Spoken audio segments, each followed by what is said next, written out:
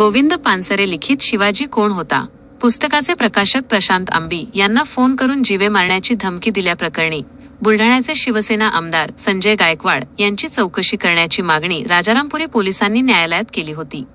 न्यायालयाने पोलिसांची मागणी मान्य केल्याने गायकवाड यांच्या चौकशीचा मार्ग मोकळा झाला आहे। या संदर्भात आमदार गायकवाड यांनी आपली प्रतिक्रिया दिली आहे।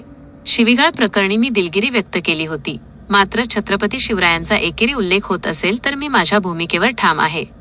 शिवाजी कोण होता? दगलबाज शिवाजी या पुस्तकांवर बंदी आणण्यासाठी मुख्यमंत्र्यांकडे मागणी करणार असल्याचे आमदार गायकवाड यांनी सांगितले।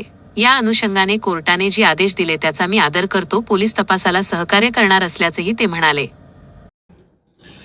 छत्रपती शिवाजी महाराजांचा एकेरी उल्लेख शिवाजी कोण होता या पुस्तकाबद्दल मी जे काही मागे वक्तव्य केलं होतं, त्याची शिवीगाळ केली होती, त्याच्याबद्दल ऑलरेडी मी दिलगिरी व्यक्त केलेली आहे।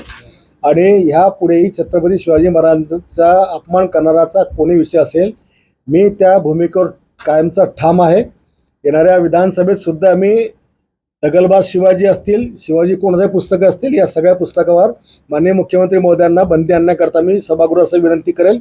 तो विषय मात्र राहणारच आहे। या अनुषंगाने जे काही कोर्टाने काही आदेश दिले त्यांचा मी आदर करतो, सन्मान करतो आणि पोलिसांना जे काही तपासामध्ये मदत लागेल ती मी करण्यास तयार असेल।